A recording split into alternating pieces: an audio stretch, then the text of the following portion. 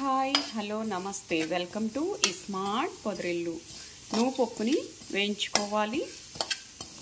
నూనె అనేది అసలు వేయకూడదండి.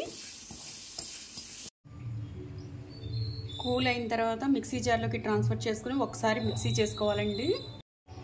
మిక్సీ చేసుకున్న తర్వాత కారం, పసుపు, సాల్ట్, పంచదార, జీరా పౌడర్ యాడ్ చేసుకోవాలి.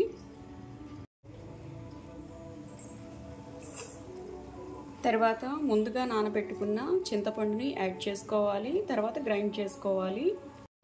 ఇలా గ్రైండ్ చేసుకున్న తర్వాత తాలింపులోకి ట్రాన్స్ఫర్ చేసుకోవాలి. చేసుకుని ఒక్కసారి కలుపుకొని సాల్ట్ చెక్ చేసుకోవాలి.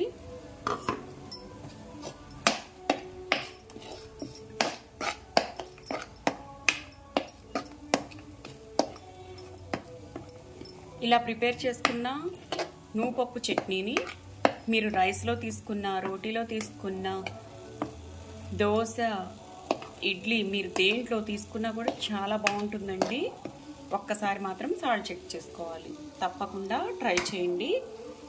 ఓకే అండి, బాయ్.